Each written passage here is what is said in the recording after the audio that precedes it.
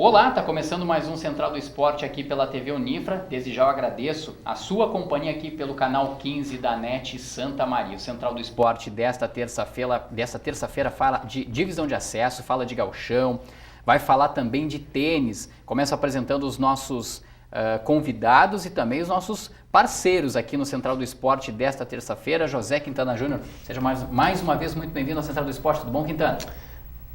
Tudo bem, Jair, até uma semana conturbada. A gente conversava nos bastidores antes de começar o programa sobre o papel dos jornalistas, os formadores de opinião, principalmente após um fim de semana que a gente teve a primeira partida da final do Campeonato Gaúcho, onde se discute um lance bastante polêmico. Mas uma coisa é a gente ter uma opinião, dizendo assim, ó, foi ou não foi falta para cartão amarelo, é um lance bastante forte. Outra coisa é você condenar, sentenciar um personagem do jogo, onde muitos outros colegas afirmam que a atitude foi correta. Por que eu digo isso? Porque boa parte da imprensa fez dessa forma a jornada esportiva na segunda-feira. Condenou o árbitro Anderson Daronco, ou seja, coloca contra a torcida todo um trabalho de um profissional que hoje é um árbitro FIFA, que é candidato a representar o Brasil numa Copa do Mundo, numa próxima edição, não a deste ano na Rússia, mas quem sabe em 2022, e coloca como personagem num lance que, volto a dizer, para muitos árbitros foi sim lance de cartão amarelo, com a condenação com a seguinte justificativa: ele deveria administrar o jogo. Ou seja, não deveria cumprir a regra de dar o cartão amarelo, mas sim porque o Brasil de Pelotas ficaria com um jogador a menos. Não deveria ter cumprido a regra. E a forma com que colocaram isso na segunda-feira, eu acho, inclusive, de uma falta de ética e sensibilidade do que a opinião pública pode interpretar com a forma que foi colocado na jornada esportiva. Legal, obrigado pela participação já aqui no Central do Esporte. Professor Gilson Piber, que também é nosso convidado, também está toda terça-feira aqui. Professor Gilson Piber, menos hipocrisia no futebol, né? E menos covardia também. O que fizeram com o Anderson Daronco, né, foi quase que crucificado, né, colocado como responsável pela derrota, né, do Brasil para o Grêmio. E a gente lamenta, né, esse tipo de desconstrução que foi feita com o Anderson Daronco, não levando em conta a sua história, né, a sua família e ele próprio, né, como pessoa e o papel, né, que ele tem no país, sendo um árbitro FIFA. E aqui não tem, né, nenhum bairrismo pelo fato, né, de ele ser santamariense, mas a condição, né, de trabalho que ele exerce e o que foi feito, né, com a pessoa do Anderson Daronco. Essa história, né, de administrar o jogo, né, vamos levar no jeitinho, é por isso que o Brasil está dessa forma, né? É por isso que o Brasil está assim, né? Corrupção, problemas em praticamente todas as áreas, os políticos, né, desconsiderados, por administrar, por levar do jeitinho brasileiro, né? Ele aplicou a regra, né? Os observadores da arbitragem, alguns disseram que ele acertou, outros disseram que ele errou, assunto encerrado. Agora, desqualificar, né, desconstruir uma imagem, um trabalho, é covardia, é hipocrisia. Daqui a pouco... E esses mesmos jornalistas que o condenaram, em nenhum momento questionaram o jogador do Brasil de Pelotas, o lateral, pela forma que ele entrou já tendo o cartão amarelo. A irresponsabilidade do atleta, não. Simplesmente a culpa é do Anderson Daronco porque deu um segundo cartão amarelo. Ele é o responsável pela derrota do Brasil. Inclusive, daqui a pouco, até pelo frango sofrido no quarto gol da equipe do Brasil de Pelotas. Pela troca que não foi feita, né, no intervalo, para colocar um lateral direito, enfim. Vamos falar mais sobre esse assunto no segundo bloco. Crucificaram o Anderson Daronco. Vamos falar mais sobre esse bloco quando a gente falar de gauchão, né, da decisão do Campeonato Gaúcho. O jogo de volta ocorre em Pelotas no próximo domingo, porque neste primeiro bloco a gente recebe um campeão brasileiro de tênis. A gente está falando aqui, ele está presente aqui no estúdio conosco, o Henry Luz, né, que é tenista do Avenida Tênis Clube, oriundo lá de um projeto social muito legal. A gente vai falar sobre isso. Henry, seja muito bem-vindo. Mais uma vez aqui ao Central do Esporte. A gente lembrava nos bastidores que você já esteve aqui. Você é um pouco tímido para falar na frente das câmeras e tudo mais, mas seja bem-vindo aqui ao Central do Esporte. Obrigado, é sempre um prazer estar aqui com vocês e eu gostaria de agradecer por terem me chamado para fazer essa entrevista com vocês. Legal bater um papo conosco aqui. Quem acompanha ele é nada mais, nada menos do que o treinador do Henry, né? O Denativo Amarante, todo mundo conhece por Dena, né? O pequeno grande Dena, um cara de muita história no tênis aqui de Santa Maria e que começou como gandula, pegando as bolinhas nas quadras lá dentro e depois virou jogador, hoje treinador. Seja bem-vindo ao Central do Esporte também. Também, sempre é um prazer falar um pouquinho do esporte, né? Que a gente sobreviveu nesse esporte, vive uma vida nesse esporte. e falar um pouquinho do esporte em geral e, claro, resultado do ENRE, dos projetos sociais, enfim, a gente vai ter um papo legal aí e mostrar um pouquinho do que é o nosso dia a dia do esporte lá. Sim. Henry, você foi descoberto num projeto social, né, do Avenida Tênis Clube, numa escola, você demonstrou algumas aptidões para jogar tênis e a partir daí o tênis começou a fazer parte, muito parte da tua vida. O que mudou nesse período da tua vida? Aí são quase 10 anos, né, que você joga tênis a partir do projeto social e tudo mais.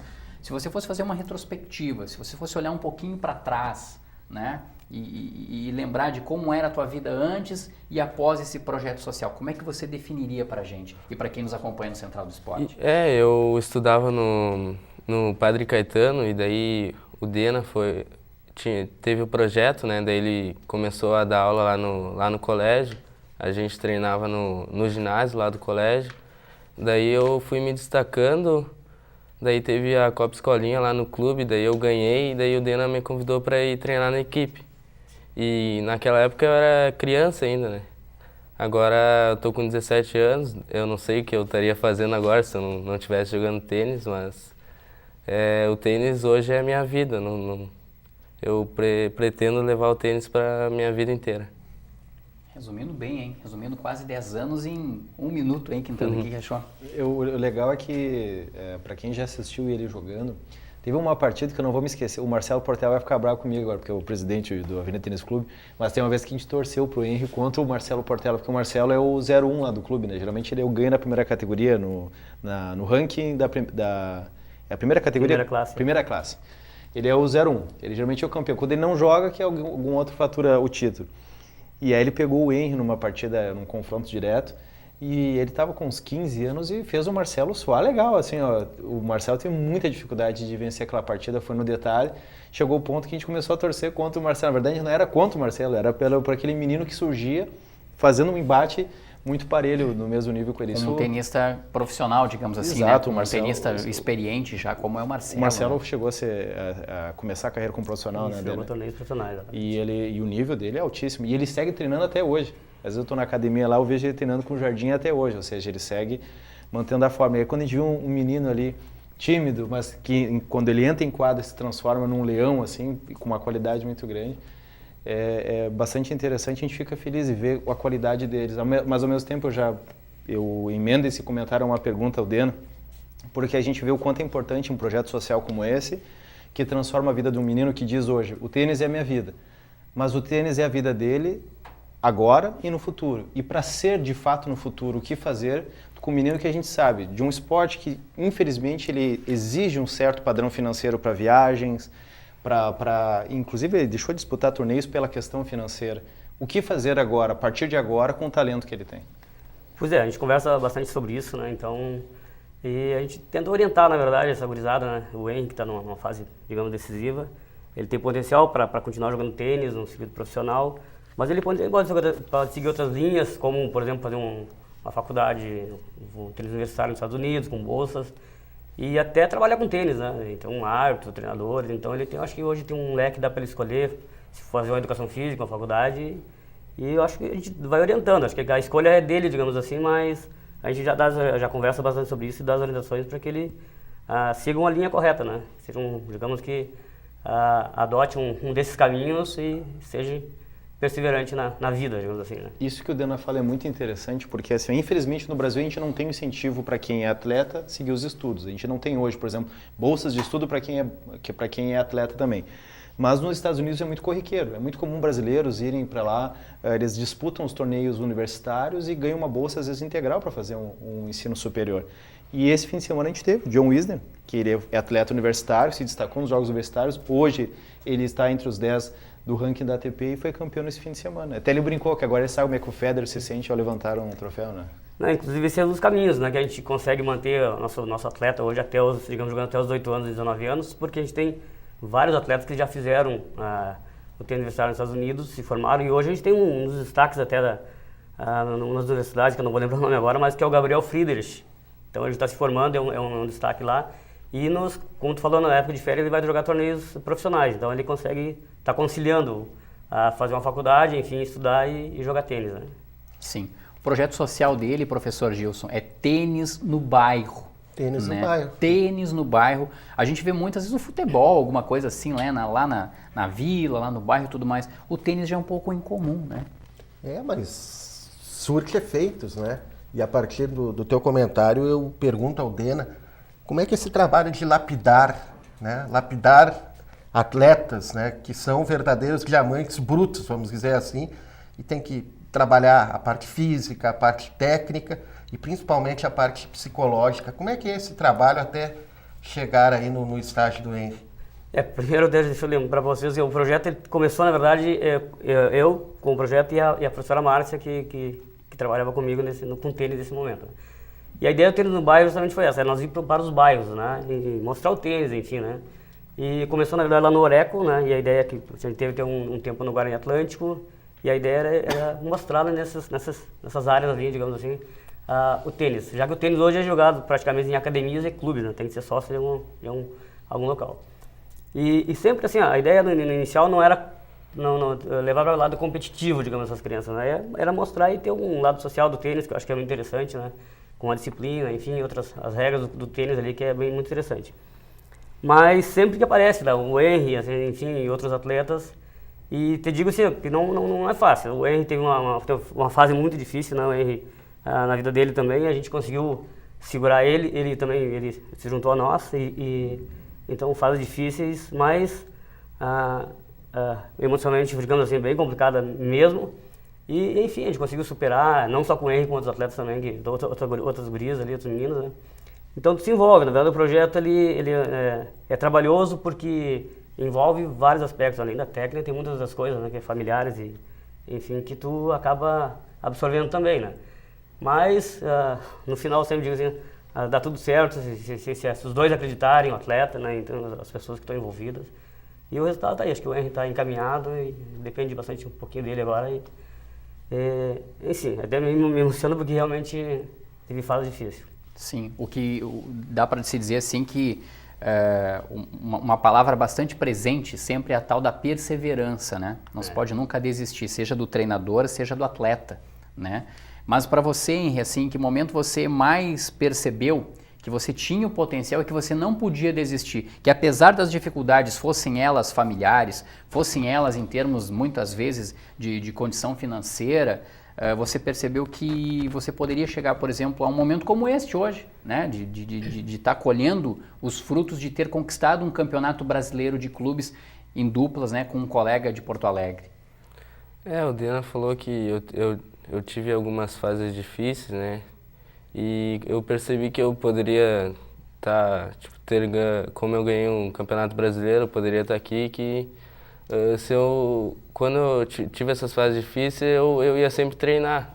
Eu não ficava em casa fazendo nada, estudando, mas eu ia treinar, porque eu não tinha outra coisa para fazer além de treinar. E eu precisava treinar para eu melhorar e jogar esses torneios. É isso. Essencialmente é isso. O Henry, ele é um leão em quadra, mas fora das quadras ele é tímido, é quietinho. Henry, o Dena tá falando das opções, né? Só que, querendo ou não, para tu conseguir uma bolsa de estudos, tem que pensar também numa segunda língua, em dar uma treinadinha no inglês. Tu tá com 17 anos, me corrija se eu estiver errado, é até o fim dos 18 anos a fase juvenil, né? Isso. A partir disso ele começa a disputar torneios profissionais adulto. Como é que tu tá, nesse momento, projetando o teu futuro? Porque agora é a hora para abrir portas como essa, tu vai ter que te preparar. O que tu tá fazendo agora aos 17 anos, fora a questão dos treinamentos em quadra, pensando na tua carreira? Eu tô estudando, tô no segundo ano do colégio. Eu comecei a fazer algumas aulas de inglês, porque precisa, né, para ir para os Estados Unidos. E pretendo jogar alguns torneios do estado, jogar um brasileiro em Salvador semana que vem. E vou continuar treinando e estudando. A tua ideia é ranquear bem, sim. Despontar no ranking e, paralelamente, estudar para conseguir, quem sabe, essa oportunidade. Exatamente. É hoje o teu foco? Sim. Que a gente lamenta, né? Tá aqui o diamante, né? Praticamente lapidado. E a dificuldade de... Tudo bem, ele tem um planejamento feito, mas seria muito importante que esse planejamento tivesse lá na frente uma luz acesa, né? Que desse uma caminhada mais tranquila. Né? Depende muito dele. Ele fica muito sobrecarregado, eu acho. Treinando, estudando, né? Tendo que correr atrás, talvez o patrocínio, com o apoio do Dena, do ATC, que é referência, né, no tênis aí, não só em Santa Maria, mas no estado. Ser atleta no Brasil, né, é ser um trabalhador também do esporte, vamos dizer assim. Nós temos vários exemplos aí, os irmãos Ribeiro, a Maria de Lourdes Portela. Ninguém chegou, né, por chegar simplesmente. Né, uma trajetória difícil, projeto social, e ele é mais um exemplo. Então isso deixa a gente preocupado, assim. Mas como é triste, né, professor? Era esse gancho que eu ia pegar com o senhor. É triste porque a opção dele é sair do país, né?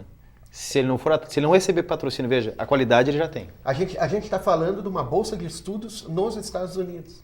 Exato, a qualidade ele tem. Se ele não tiver os patrocínios para seguir a carreira profissional, ele vai ir para a opção dos estudos, conciliar com o treinamento e, no caso, disputar os Jogos Universitários dos Estados Unidos. Mas ele não tem opção no Brasil. Se ele quiser estudar e ser atleta no Brasil, vai para onde? No momento de aproveitar o sucesso, né, entre os familiares, entre os amigos, no próprio país dele, ele tem que pegar a mochila dele e ir embora. E pode ter certeza que amanhã, depois, se ele está disputando uns Jogos Olímpicos, aí quer medalha, né? Aí é o orgulho brasileiro, né? É verdade. É interessante como a gente isso trabalha a questão das oportunidades Vamos para o aproveitar atleta. a presença do Dena. Dena, como é que você vê esse lado assim? É um lado perverso, né? Um lado cruel de quem batalha, de quem luta, de quem dia a dia tem que vencer não só 3 sets, enfim, a partida, tem que correr atrás de patrocínio, tem que fazer muita coisa. E aí no momento também de colher um sucesso, ou muitas vezes, vai embora do Brasil, em busca de uma oportunidade, porque aqui elas são escassas, para não dizer nulas, a não ser eventualmente em projetos sociais, como esse que o ATC acaba colocando, né?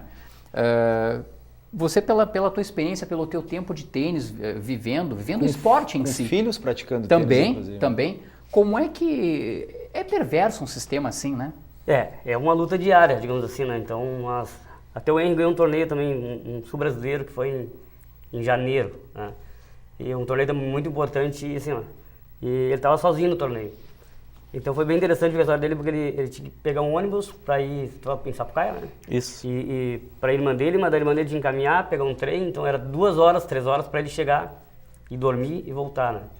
Então depois eu cheguei no torneio, aí carreguei ele comigo, ficamos num parente meu lá. Os últimos 2 dias ele não aguentava mais de cansado, a gente ficou no hotel. Cara, o que cresceu, o que subiu o jogo dele, ele foi campeão num torneio que ele não era nem estava longe dos favoritos, né?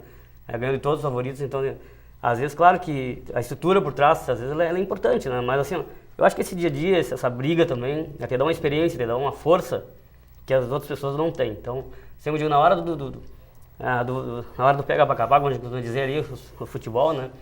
Então, na hora da decisão, tu tem que olhar para o e dizer, cara, eu fiz tudo isso e tô aqui. Então, e para te ter um pouquinho mais de força, mas realmente é bem desumano mesmo, porque cada torneio é uma briga para te conseguir, enfim, um lugar para ficar, um dinheiro para comer, uma passagem para ti, né? Mas enfim, eu estou mais ou menos acostumado com isso, então a gente vai brigando e vai indo.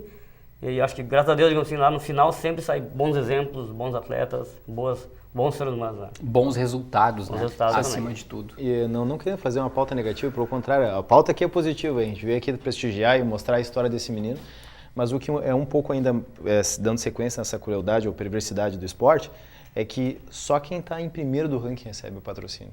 Às vezes o cara que está galgando, às vezes tem algum tropeço, até por essas condições, ou porque não pôde disputar um torneio, perde uma posição no ranking, não tem patrocínio. Então até isso é uma dificuldade. Por isso que muitas vezes acaba se tornando um esporte elitista, porque aquele que não tem patrocínio, se ele pudesse garantir em todos os torneios, vai tentando, vai se mantendo, uma hora chega a oportunidade. Mas é muito mais difícil para quem está indo de frente para o vento, como a gente diz assim. Mas ao mesmo tempo é emocionante ver essa batalha. Né? Sim. É que os torneios, eles dão essa experiência, é o intercâmbio necessário que a gente fala, né? Que a gente tanto cobra. Algumas confederações, elas promovem esse intercâmbio, por exemplo, o judô, com outros países que vêm ao Brasil, os atletas, os daqui vão competir lá fora, e esse intercâmbio é importante para o crescimento pessoal e profissional do atleta. Porque Sim. se a gente for comparar, perdão, se a gente for comparar com outros atletas em esfera internacional, por exemplo, Djokovic, Nadal, Federer, com a idade deles eles já estavam no circuito mundial. Ou seja, a preparação lá fora é muito diferente, as condições que são dadas para os atletas é muito diferente. Sim. Mas como o Quintana colocou, então, na verdade, o pessoal que joga mais torneios, né, que viaja mais, enfim, tem mais probabilidades de ter um melhor ranking. Isso, na verdade, acaba sendo desfavorecido claro, pela estrutura, enfim. Mas, enfim, nós estamos que não podemos baixar a cabeça. Então, eu sempre digo assim, tu treina no dia a dia, com sol, com chuva, sem saber o que vai acontecer. Então, a gente tem essa experiência de vai lá e enfim, o resultado tá chegando, tá vindo, então é um sinal que o trabalho é por aí. E o resto a gente vai ter que ir administrando. O Henrique também está para receber uma bolsa atleta, né, que foi o resultado de 2016, né? Ele ficou em terceiro colocado no ranking brasileiro, que é por equipe, ele representou o estado, né, nesse torneio. Então ele já os documentos estão prontos, só falta vir a grana agora, que era para ter vindo já, não sei se ainda não veio. Então ele vai receber um valor... Está por vir esse recurso, essa ajuda financeira. Um valor financeira. que já dá uma mão para ele, exatamente. Sim. Nessa temporada, Dena 2018, estou dando uma colada aqui na produção que o Fernando, nosso produtor aí, me passou pela rede social. Para o mundo. De Itara. Fernando Corrêa, é isso? Fernando César. Fernando César. 70% é o aproveitamento do Henry nessa temporada 2018, são 14 vitórias em 20 jogos, né? E o título a qual a gente se referia no início do programa e tudo mais é do Campeonato Brasileiro Interclubes, que foi realizado no dia 12 de março, lá em Belo Horizonte, Minas Gerais, né? E o Guilherme Torezan, é isso? Isso. Do Grêmio Náutico União, era o parceiro dele em duplas. Como é que é feita essa avaliação assim da federação, de atleta por atleta e tudo mais? Esse Interclube, na verdade, é um torneio que é promovido pelo Comitê Brasileiro de Clubes, né? Então eles dão um aporte para os atletas que tem os clubes, digamos, que são filiados, que é o ATC, se inclui nesse, e eles conseguem dar a estadia e mais a passagem. Então, esse é o Interclubes que tu representa, tu soma pontos para o clube, né, e tem pontos individual também. Então como jogou de dupla com o Torrezan do Grêmio Náutico, o clube divide os pontos, mas muito interessante o torneio porque é uma forma assim, de oportunizar eles a participarem das competições, né? Está sempre ali disputando. E qual é o teu estilo de jogo, assim? Conta um pouquinho para o nosso telespectador, para quem nos vê também na internet. Eu sou mais passador de bola, não sei se vocês vão entender, eu corro bastante, tenho bastante raça, gana dentro de quadra e eu jogo ponto a ponto, jogo para não perder nenhum ponto, mas sei lá. Esse teu silêncio aqui no estúdio, no programa, ele te ajuda na concentração lá na quadra também? Você consegue meio que colocar uma barreira, um bloqueio entre a torcida e o jogo teu com o teu adversário? Eu pretendo ficar sempre na minha, ficar prestando atenção em mim, não prestar atenção nos outros e focar no jogo. Quando tu diz que tu é mais passador de bola e tu diz ponto a ponto, porque o tênis é um esporte muito psicológico, né, Deno? É aquela coisa que o jogador às vezes está com a partida tranquila, ele dá uma desconcentrada, o adversário vira e também ocorre o contrário. Às vezes o adversário está ganhando com uma certa facilidade, tu consegue focar e mudar a estratégia do jogo. Na dúvida, tu não força, quando diz que tu é passador de bola, ou seja, tu tenta devolver, ao invés de forçar o ponto, de tentar decidir aquela jogada, tu vai tentando forçar o erro do adversário. E como é que tu mantém a concentração no ponto a ponto, no sentido de estar ganhando o jogo, mas para não desconcentrar? Como é que tu mantém esse foco e vai analisando o comportamento do adversário? Quando eu tô em um jogo parelho, eu pretendo sempre passar quanto mais bola possível e, quando eu tô com o jogo quando eu estiver ganhando, eu arrisco um pouco mais. Quem são as tuas inspirações, assim, hoje, no tênis? Cara, eu sempre me inspirei no Dena pela história dele, mas como jogador, assim, é o Guga, cara. Gustavo Kuerten. Isso. E o Dena pela maneira como ele treina, pela lição não só de jogador, mas também como cidadão que ele tem passado para você? Pela história de vida dele, que é um pouco parecida com a minha. Legal isso, né, Dena? Pois é. Servir de espelho. Eu não sabia. Servir. Descobriu agora isso? Pois é. Servir de espelho, né? Saber o quanto você lutou e ajudou esse menino, né? E nós falamos um pouquinho do jogo dele também, antes que ele não comentou. Tô trocando aqui, o Henry, ele é muito competitivo. Realmente, assim, a gente costuma dizer que jogo equilibrado ele não perde, né? E como ele falou um pouquinho do jogo dele, ele é um jogador de contra-ataque também, não só defensivo, né? De muito contra-ataque. E nesse nível não tem passador de bola, que diz assim, claro que é uma bola mais de segurança, mas a bola é muito rápida, né? E tem uma leitura muito fácil do jogo também. Então, às vezes o cara começa com um cara muito superior a ele, visivelmente assim, e ele consegue, em 3, 4 games, ele colocar o jogo no mesmo nível, né? Então, assim, ele acho que é muito tático para jogar, então acho que são as forças dele, de contra-ataque. Como ele falou, não é um cara que arrisca todo o tempo, mas que dá muitos winners, assim. Mas é um jogador completo, digamos assim. Então, ele... essa parte do jogo dele que eu acho muito importante, que o jogo, quando ele equilibra o jogo, agora vai. Então dificilmente ele perde o jogo equilibrado. Eu conheço lá no tênis, Henry, um cara que diz assim, ó, ganha no tênis não é quem acerta mais, mas quem erra menos. Sabe quem é que fala essa frase? O Dena. O Dena. Legal isso, né? São ensinamentos que ficam, eu acredito, não só para o jogo de tênis, mas para a vida, né? Mas o tênis, assim, ó, eu sou ruim pra caramba, né? Eu sou 5ª classe, 4ª classe, mas o tênis ele é um esporte, ele é mágico porque ele envolve muito o psicológico. Ele envolve muito a questão do... Tu não fica bravo com o teu adversário, tu fica bravo contigo, porque às vezes o jogo tá na tua mão e tu consegue jogar fora. Claro, no nível deles, imagina como é que é a questão do psicológico, cada jogada pensada, cada detalhe. E isso mostra, assim, o quanto ele tem o potencial, Jareta. Que se for só a questão da habilidade, muitas vezes tu vai ficar limitado justamente pela questão tática, né? Pela questão de como o adversário vai tirar proveito de ti. Se ele tem essa habilidade que o Dena está falando, de pegar um adversário superior, onde ele consegue descobrir, é aqui que vai entrar meu jogo, isso mostra o potencial que esse menino tem. Sim.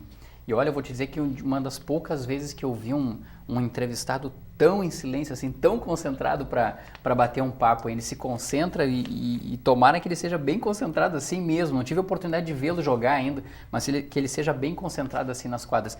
Henry, a gente quer agradecer a tua participação aqui no Central do Esporte, te desejar muito sucesso, ainda mais sucesso. E quem sabe a gente possa ver ele aí, professor Gilson. Posso fazer um desafio? Vamos lá. Eu estou incomodando bastante esse programa, né? Mas ele podia olhar para essa câmera aqui e se ele se imaginasse com alguém que pudesse dar uma força para ele, daqui a pouco algum empresário, alguém que pudesse ajudá-lo a seguir, a batalhar por esse sonho. O que tu diria para a pessoa para que tu consiga realizar o teu sonho no tênis? Que quem quiser ajudar é só entrar em contato com o clube, com o Dena, comigo. Com a Avenida Tênis Clube. Isso, que será sempre bem-vindo. Ajuda que puderem dar. Amanhã ou depois a gente pode ter o Henry jogando, representando o Brasil em uma Olimpíada, professor Gilson Piber. E por que não? Ou um torneio internacional de tênis, que daí o Quintana me ajuda aí a falar os nomes aí, que eu não sei todos de cor, mas vamos lá, um Grand Slam, alguma coisa assim. Pode ser um Grand Slam, pode ser um ATP 500, pode ser um ATP 1000, tanto faz, mas a questão é que assim, o Dena deixou bem claro o potencial que ele tem. Eu acho que essa ajuda é muito bem-vinda, né, Dena, se alguém puder dar uma força. A gente não precisa ficar pensando só em termos de governo, né? Exatamente, eu acho que como a gente comentou, acho que o que ele pode fazer, ele está fazendo, querendo da quadra, né? Ele já fez muitas mudanças na vida dele pelo esporte. E essa segurizada aí, na verdade, eles abrem mão de muita coisa também, né? Então, eles de brincar, de estar saindo, então, em prol do esporte. Então, a gente tem que valorizar e ter essa gurizada que estão envolvidos dessa maneira, né? Não estão na rua, estão fazendo um esporte, enfim, e acho que quem puder estar junto, né, nessa batalha, acho que o Henry merece, porque é um brigador, é um lutador e certamente não vai faltar esforço. Parabéns para você também, que aposta e que apoia e que não desiste, né? Que persevera, né, Dena? Parabéns pro Dena Ativa Amarante. Obrigado também pela tua participação aqui no Central do Esporte. Eu que agradeço aí. Quantos anos vem a terceira, Dena? E o que eu trabalho, que eu dou aula, fez 32 anos em março, vai para 33 anos agora em março de 2019.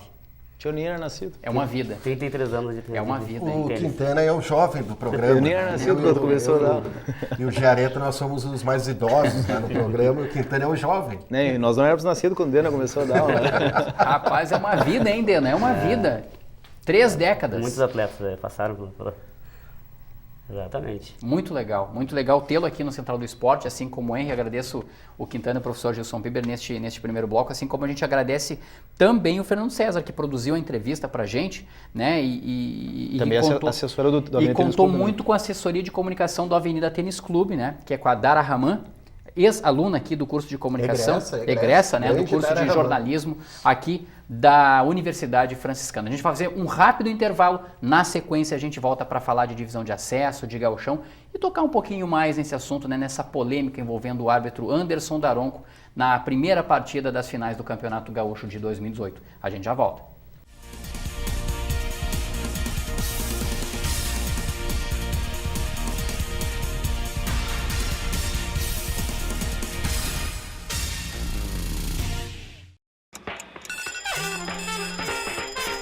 A Luísa tá indo pra aula. A Ana e o Alex também. E você? Já escolheu ser universitário? Um novo mundo se abre para quem faz essa escolha, cheio de desafios inéditos e muita conquista pessoal.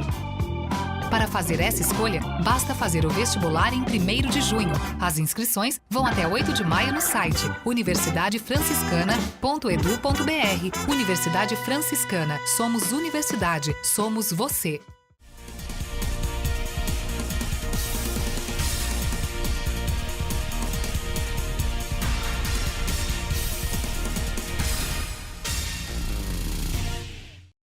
Estamos de volta com o Central do Esporte aqui no canal 15 da NET. Obrigado para você que nos acompanha também pelo Unifronline, o nosso canal do YouTube, que em breve vai mudar de nome, né? Você precisa ficar atento na internet também.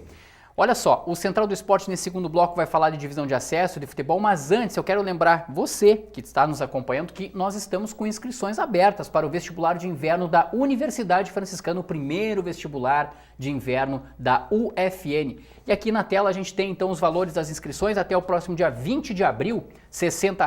Depois desse período, né, entre 21 de abril e 8 de maio, R$ 100. Para fazer a inscrição, entra lá no site universidadefranciscana.edu.br. Tem vaga para direito, enfermagem, fisioterapia, medicina, odontologia, psicologia, publicidade e propaganda. São 320 vagas em 7 cursos de graduação.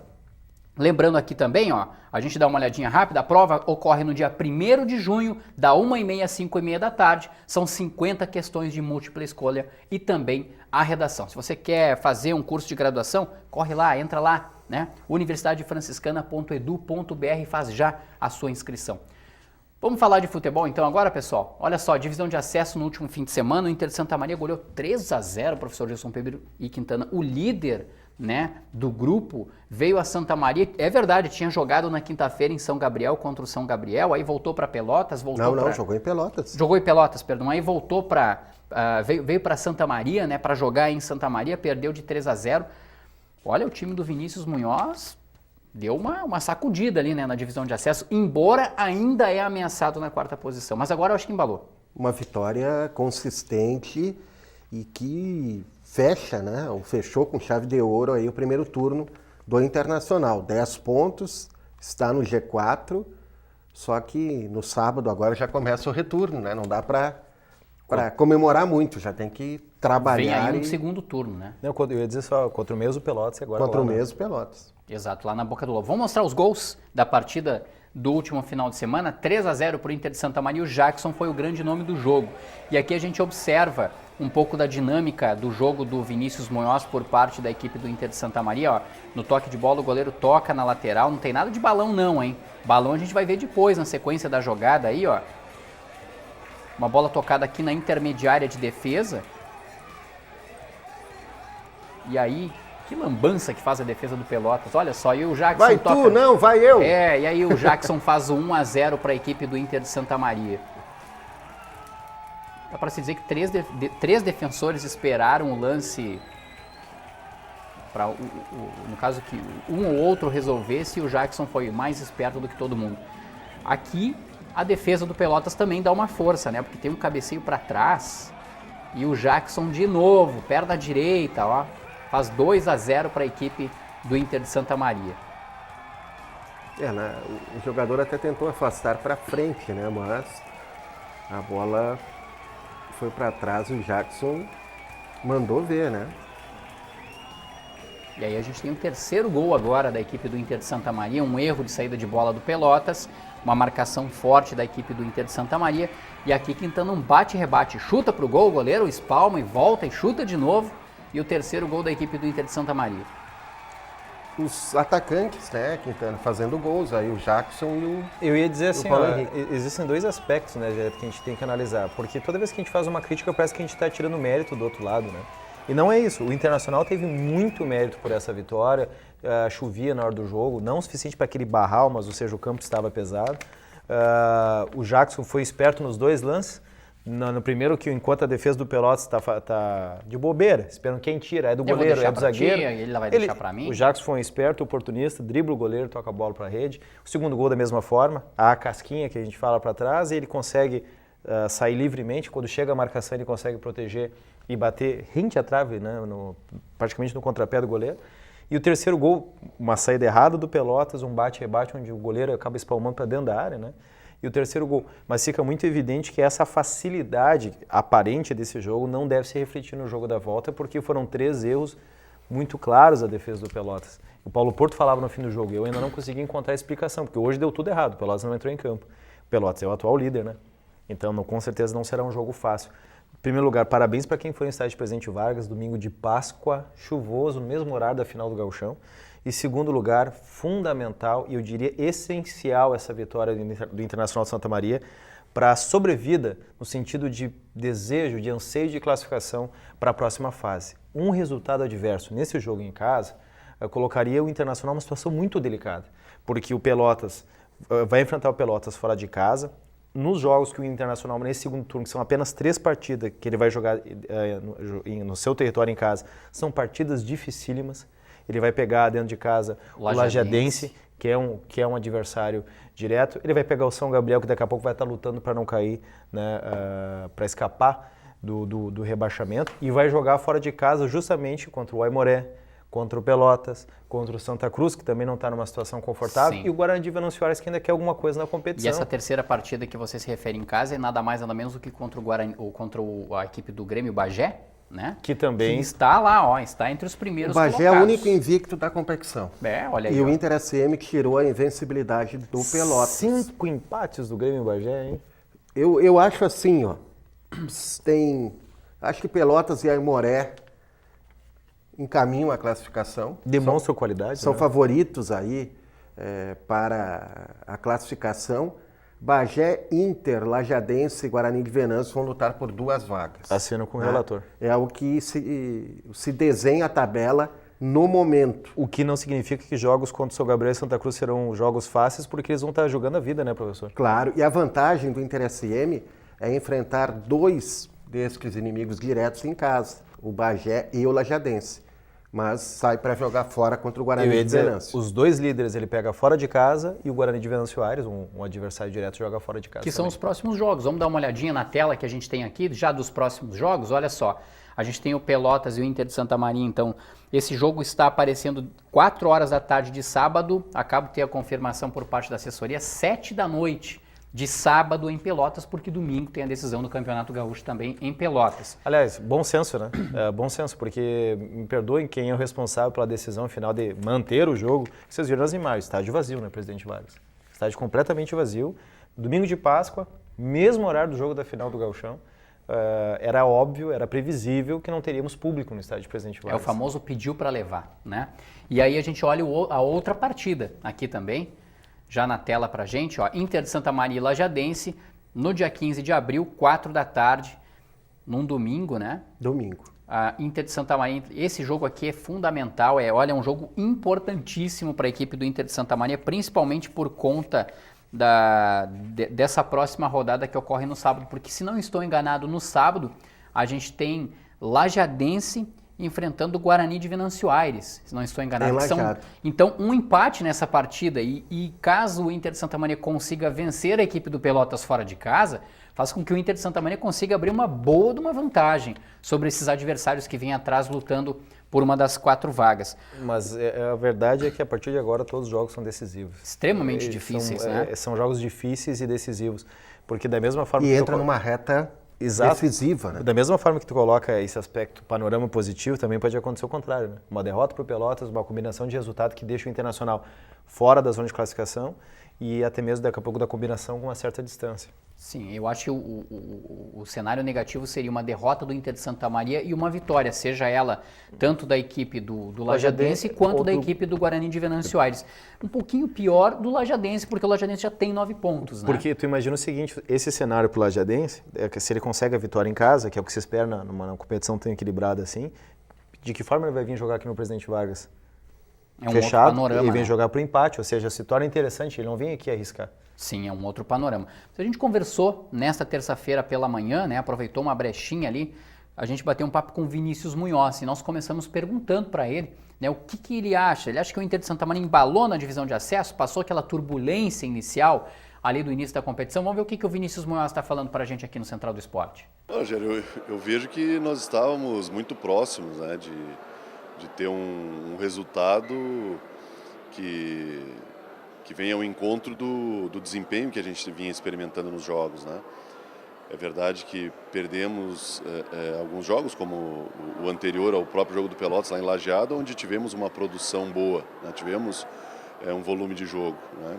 E estávamos perseguindo, né, uma atuação de 90 minutos, né, boa e que tivesse também o resultado. E isso aconteceu contra o Pelotas, né? Eu penso que esse momento dá moral à equipe. Eu vejo um grupo totalmente comprometido, que sabe o que quer, um grupo de jogadores que vem entendendo a nossa proposta. O início de competição sempre é difícil, porque temos alguns jogadores que estão aqui pela primeira vez disputando a competição, né? As nossas ideias de jogo também precisam de um certo tempo para serem absorvidas, né? E terminado o primeiro turno, eu já vejo a gente mais adiantado ainda nesse processo, que gera uma expectativa grande, né, para o início do segundo turno, que já é esse confronto contra o Pelotas lá em Pelotas. Importante dizer que o Pelotas é uma equipe forte, é o líder ainda da chave, nós temos que respeitar isso. Jogar lá em Pelotas sempre é um lugar de bastante dificuldade, mas eu vejo o Internacional de Santa Maria preparado, né, provou isso no jogo aqui, e a gente vai em busca de pontos lá na Boca do Lobo no sábado.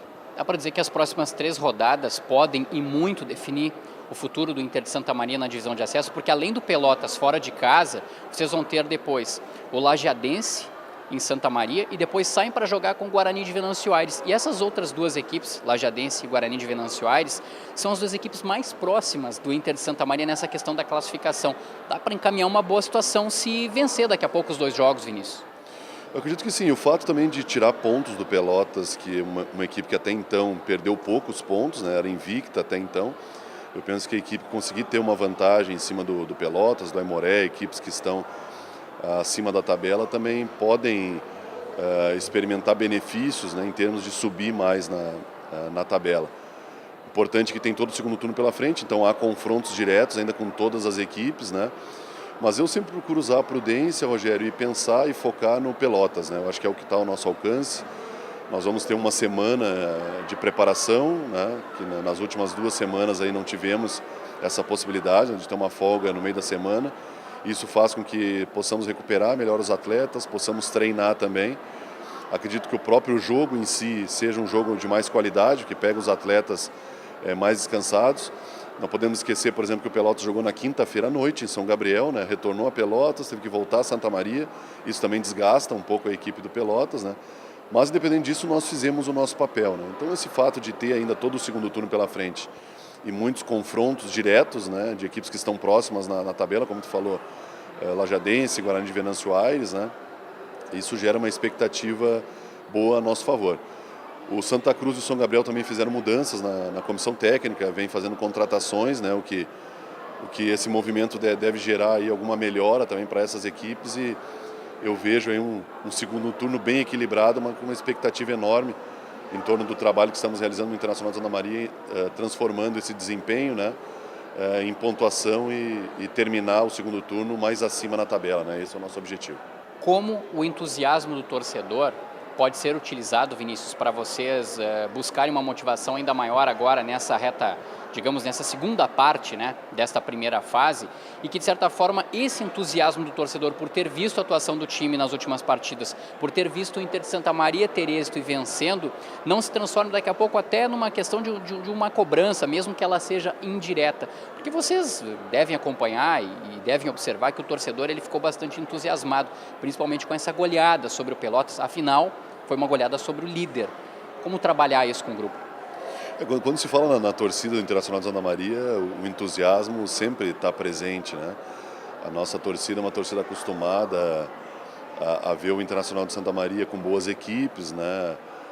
A expectativa sempre de estar na primeira divisão, pelo tamanho da cidade, pela a tradição que o clube tem, né? E o torcedor é um parceiro fundamental para nós, né? Nós começamos a ter, tirando o jogo do Aimoré na estreia, né? Que talvez pelo peso da estreia nós não conseguimos ter o resultado. Na minha opinião, o mais justo ainda seria o empate, mas tivemos a derrota e apenas naquele jogo não conseguimos fazer valer o fator local. E eu vejo que é fundamental poder ter esse contexto de jogar em Santa Maria diante do nosso torcedor no nosso estádio a nosso favor, né? E a gente sabe da força que o Internacional de Santa Maria tem jogando dentro do seu estádio, né? Então eu acredito também que no segundo turno agora nós vamos ter ainda mais apoio do nosso torcedor, né? O estádio deve criar um ambiente mais favorável ainda a nós, né? Eu peço inclusive isso ao torcedor, né? Que compreenda esse momento e se faça presente, porque a tendência ela é de melhora, tanto de desempenho, porque eu vejo ainda espaço para melhora em termos de desempenho, e que normalmente, como consequência, vêm os resultados também, né? Essa é a expectativa que nós temos, e para isso acontecer, eu acho que a presença do torcedor, especialmente nos jogos aqui em Santa Maria, é fundamental, porque a gente sabe a força que o Internacional de Santa Maria tem, né, jogando diante do seu torcedor, e quando a torcida abraça o clube, a gente experimenta melhores colocações, né, e melhores desempenhos ainda nas competições.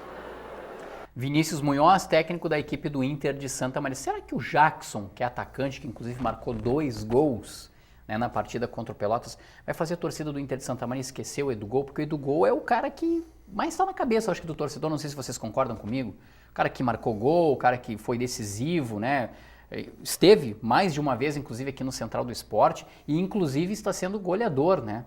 Lá no Luverdense, né? No campeonato do Mato Grosso, perdão. Será que o Jackson consegue fazer a torcida do Inter de Santa Maria esquecer o Edugol, hein?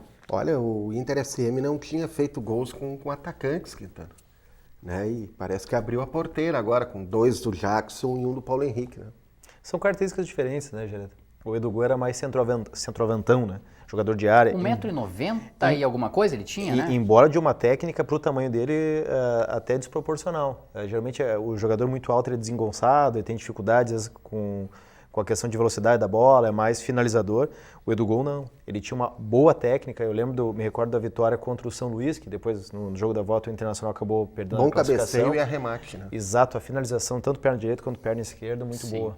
O poder do drible rápido, apesar do tamanho dele. Já o Jackson é mais velocista, né? É o jogador, o que eu quero dizer é que os dois poderiam se complementar como dupla de atacantes, tranquilamente. O Jackson ele tem 1,78 m, é alagoano e também bateu um papo conosco para o Central do Esporte. Fala aí, Jackson, sobre o Campeonato Gaúcho, a divisão de acesso e essa vida aqui no Sul agora, Jackson. Primeiramente, um abraço para os amigos da Central do Esporte. Para mim está sendo muito boa, cara. Graças a Deus, tô dando sequência no meu trabalho, tô me adaptando bem. Espero trazer a mesma alegria que o Eduardo trouxe ao torcedor alvirrubro. Eu posso trazer também e poder ajudar a equipe com gols. Sim. Claro que eu tenho que te perguntar sobre os 2 gols que você marcou agora, né, no último final de semana, principalmente o primeiro deles. Dá uma bobeada ali do goleiro, do zagueiro da equipe do Pelotas, você se aproveita por entre os 2 jogadores, os 2 adversários, você acaba marcando o gol. Foi um lance de esperteza, de velocidade? Explica pra gente aquele lance ali, Jackson. É verdade, como nós jogamos lá na frente, somos atacantes, a gente tem que estar atento a todas as circunstâncias que podem acontecer. E graças a Deus fui feliz em acreditar no lance e consegui marcar o gol. E estou muito feliz pelo gol. Nos bastidores, o pessoal já comenta, já diz que você é o Jack Gol. Como é que é isso para você? É uma responsabilidade maior? É legal receber um apelido assim da torcida, até de alguns companheiros, de alguns colegas de trabalho de Inter de Santa Maria? Ou não, você gosta de ser chamado de Jackson, o atacante do Inter de Santa Maria? Cara, é muito legal ser chamado de Jack Gol pelo trabalho que está sendo realizado, graças a Deus. Só tenho que agradecer aí o apoio da torcida, o apoio dos amigos e poder responder à altura para que esse apelido venha se concretizar a cada dia. Sim. tua intimidade com o futebol ela é grande, né? Com o microfone não é muito. Não sou acostumado a dar entrevista, peço até desculpas aí, mas o que eu sei fazer é só gol. E espero fazer muitos gols para essa torcida alvirrubra aí. Tem Pelotas pela frente de novo, né? Depois tem o Lajadense, depois tem o Guarani de Venâncio Aires, equipes que você também já enfrentou. O que a torcida do Inter de Santa Maria pode esperar, não só da equipe, não só do Jackson, mas para essa segunda parte, eu diria assim, né? Esse segundo turno da primeira fase da divisão de acesso, Jackson? Cara, elas são muito importantes, eles são muito importantes para a gente, nos apoiam o tempo todo e com eles somos mais fortes. E o que pode esperar de mim, da nossa equipe, é muita determinação, força, garra, muita vontade e pode esperar também muitos gols que vai sair em nome de Jesus. Tá aí o atacante da equipe do Inter de Santa Maria, o Jackson, né? Marcou 2 gols, os 2 primeiros gols dele com a camisa do Inter de Santa Maria e também na divisão de acesso. Vamos torcer para que o Inter de Santa Maria consiga bons resultados, porque como o Quintana já colocava, o professor Gilson também, vem aí um início de segundo turno bem pesado para a equipe do Inter de Santa Maria. A gente fica na expectativa, na torcida. Agora, quem está com uma vida, eu diria assim, mansa é o Grêmio, né? Na decisão do Campeonato Gaúcho. Abriu uma boa vantagem. 4-0 contra a equipe do Brasil de Pelotas. A gente vai ver na tela aqui o resultado do primeiro jogo na Arena, 4-0. Domingo, 8 de abril, 4 da tarde, no Bento Freitas, tem Brasil de Pelotas e Grêmio. Acho que está decidido o Campeonato Gaúcho, senhores. Está bem encaminhado. Honestamente, eu acho praticamente impossível o Brasil reverter uma situação dessa. Mas vai que aquele dia que o time está... Dá tudo certo para o Brasil e tudo errado para o Exato, Grêmio, uma expulsão, né? um pênalti contra, aquela situação toda, mas honestamente, não. Honestamente, é muito difícil, não. É muito difícil. Mas o Brasil vai jogar pela vitória, né? Vai procurar encerrar o campeonato com uma vitória. Começa o primeiro tempo, faz 1, faz 2, o jogo fica encrespado. Sim. Nós temos o exemplo do Grenal. Mas o Brasil não é o Inter. Nunca se sabe, né? Mas o Bento Freitas lá com a torcida é o Caldeirão, do Brasil, né? é complicado, Caldeirão. Difícil. Um jogo Aliás, o Brasil foi muito brioso contra o Grêmio. Muito brioso. No torcedor primeiro Chavante, no final da partida, aplaudiu o time. Olha, o Brasil não se entregou tão facilmente ao Grêmio, mas não. Na minha modesta opinião, o técnico Klemer errou. No segundo tempo, ele deveria ter protegido a defesa, tirou um jogador do meio-campo, colocou na lateral, abriu o meio-campo e o Grêmio conseguiu marcar os gols. No final do primeiro tempo, um jogador do Brasil que já tinha cartão amarelo, chega forte no Luan, sabia da rotatividade, o Anderson Daronco havia avisado. Vou dar cartão amarelo para quem fizer uma próxima falta no Luan. Ele foi imprudente, ele deixou o joelho nas costas do jogador do Grêmio e aí criou-se toda essa polêmica aí que inclusive nós abrimos o Central do Esporte de hoje falando. Vou ao encontro daquilo que vocês colocaram, principalmente ao que o Quintana colocou antes. Também acho assim uma covardia e vou além. Eu acho que é um oportunismo de quem está criticando, porque se o árbitro ele administra o jogo, ele é criticado por não aplicar a regra. Se ele aplica a regra, ele é criticado por não administrar o jogo. Mas então qual é o papel do árbitro num campo de futebol? Para mim, ele tem de aplicar a regra. E eu acho que foi isso que o Anderson Daronco fez. O mais engraçado é que os analistas de futebol da grande mídia e principalmente da capital, eles em nenhum momento colocaram isso que tu acabou de colocar. A postura do Brasil de Pelotas no segundo tempo, o Brasil com um a menos, em nenhum momento aproximou as duas linhas em frente à área para impossibilitar o toque de bola do Grêmio. Pelo contrário, ou seja, não apontaram a condição tática do treinador do Brasil de Pelotas e muito menos a imprudência do jogador do Brasil de Pelotas que entrou daquela forma no Luan, já tendo cartão amarelo. Só depois o Klemer tirou um jogador e colocou o Ednei, que é um lateral direito de origem.